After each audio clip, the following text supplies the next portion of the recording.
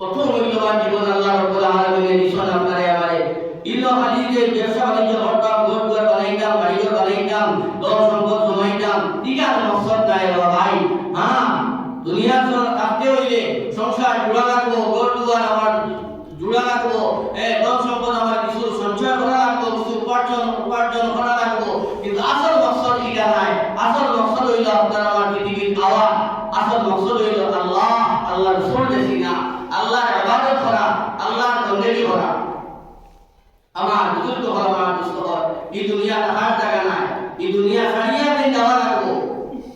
আর যারা এই সারিয়া দেওয়া দড়িটারে মৃত্যু ঘন্টারে যারা তাবিজ বানাইব, তাবিজের মতো ইয়াদ করবো, লগে রাখবো, এ আপনার কামিয়াব হইব। হাদিস শরীফের মধ্যে আয় আল্লাহ রাসূল সাল্লাল্লাহু আলাইহি ওয়াসাল্লাম বলেন, সাহাবী জিজ্ঞাসা করলা, ইয়া রাসূলুল্লাহ মান নাজাদুন নাস, হে আল্লাহ রাসূল সবচেয়ে পরহেজগার উম্মত কে? নবী বললেন, আমার যে উম্মতের মধ্যে তুমি যে 6টা বৈশিষ্ট্য পাইবাই, আমার যে উম্মতের মধ্যে তুমি যে 6টা লক্ষণ পাইবাই রে ভাই, এই উম্মতটা হইল সবচেয়ে পরহেজগার, সবচেয়ে আল্লাহ রাব্বুল আলামিনকে বেশি ডরানে ওয়ালা। 6 লক্ষণ কিটা? নবী যেমন মানলাম ইয়ানসাল কবর ওয়াল দিলাহ, আমার উম্মত সবচেয়ে পরহেজগার, আমার উম্মত সবচেয়ে আল্লাহকে বেশি ডরানে ওয়ালা, আমার উম্মত সবচেয়ে পরহেজগার, সবচেয়ে মুত্তাকি, তাই খবরকে পাউলেন না মানলাম ইয়ানসাল কবর, যাই খবরের কথা খবর যাই খবরের কথা পাউলেন না ওয়াল দিলাহ। 2 নম্বর নবী যে ফরমান, যাই কবরের অবস্থায় কবর যাওয়ার পরে তার পরবর্তী অবস্থা কোন অবস্থায় ভুলেন না। আপনি যে কবর লইতা, তিরমিজি শরীফের হাদিস, আপনি যে কবর লইতা সেই কবরের প্রতিদিন 70 বার আপনার আমার উদ্দেশ্য করিয়া হয়, আনা বাইতুল গুরবাতি, আনা বাইতুল ওয়াহদাতি, আনা বাইতুল তুরাবি, আনা বাইতুল দুর। হে আমার ভাই, তুমি জানিয়ে রাখো আমি একাকীর ঘর, আমি নির্জনতার ঘর, আমি মাটির ঘর, আমি কিয়ামতের ঘর। আপনি যে কবর লইতা এটা তো আল্লাহ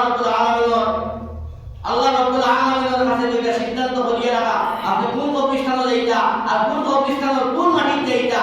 যে কবরস্থানের যে মাটিতে আপনাকে দফন করা হইব, ওই মাটি আপনাকে সম্বোধন করিয়া প্রতিদিন কইতে আছে, ও আমার ভাই, ও আমার সালিম ভাই, তুমি জানিয়ে রাখো আমি তোমার লাগি মাটির ঘর, আমি তোমার লাগি কিয়ামতের ঘর, আমি হইলাম তোমার লাগি একাকীর ঘর, আমি হইলাম তোমার লাগি নির্জন ঘর। এখানে আইয়া কোনো তুমি সঙ্গী সাথী পাইতে নাই, এখানে আইয়া তুমি কোনো আলো পাইতে নাই, এখানে আইয়া তুমি কোনো বন্ধু বান্ধব পাইতে নাই। যদি তুমি নেক আমল করিয়া আইতে পারো ভাই মুসলমান, তাহলে তোমার নেক আমলগুলা কবর তোমার সাথী করি দেব, নেক আমলগুলা তোমার লাগি আমল করি দেব, নেক আমলগুলা তোমার লাগি আলো করি দেব, নেক আমলগুলা তোমার লাগি সাথী রূপে কাজ দিব, সাথী করি দেব।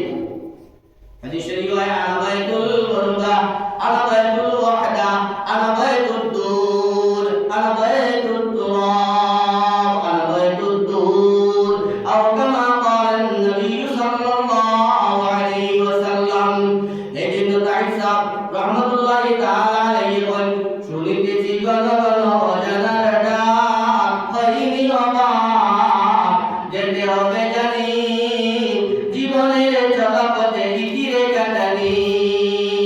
শুনিতেছি ঘন ঘন অজানার ডাক, শুনিতেছি ঘন ঘন অজানার ডাক, হইনি অবাক, যেতে হবে জানি জীবনের চলাপথে ইতিরে কাটানি। শুনিতেছি ঘন ঘন অজানার ডাক, অজানা মানে কোন সময় আপনার আমার মধ্যে কোথাও বইটা পারতা না, আর উনি আপনাকে বইটা এলে তাহির সাহেব রাহমাতুল্লাহি তাআলা আলাইহি ফরমায়, শুনিতেছি ঘন ঘন অজানার ডাক, হইনি অবাক। তাহির সাহেব রাহমাতুল্লাহি তাআলা আলাইহি আপনার আমার এলাকার একটা সম্পদ আছে না, মই বলতে বলে বইটা পারবা, আর যুবক যদি শিক্ষিত সমাজ যারা তাদের হয়তো বইটা পারবা, বাকিগুলো বইটা পারতা না। তাহির সাহেব রাহমাতুল্লাহি তাআলা আলাইহি পরিমল ডিস্ট্রিক্টের বড় বুজুর্গ, পশ্চিমবঙ্গ তার বড় এক মাদ্রাসা আছে, পশ্চিমবঙ্গ কলকাতা পশ্চিমবঙ্গ জমিয়ত প্রেসিডেন্ট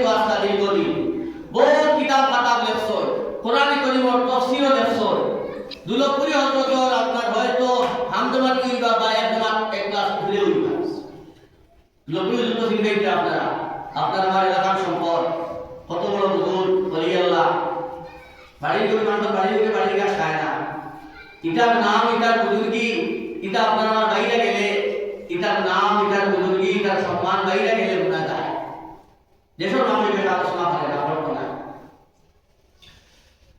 তো তাহির সাহেব রহমতুল্লাহ তাআলা আলাইহি দুলপুরির গেছে সিটি লেফটা তানতান সহপাঠী আমরা মাওলানা তফাজ্জুল স্যার বাড়ির মা এই কম বয়সে মারা গেছে ও তাহির সাহেব রহমতুল্লাহ তাআলা আলাইহি দুলপুরি হুজুরের কাছে সিটি লেফটার দইল শরীরে ছিল গণ জানার ডাক হয়নি ওবাদ যেতে হবে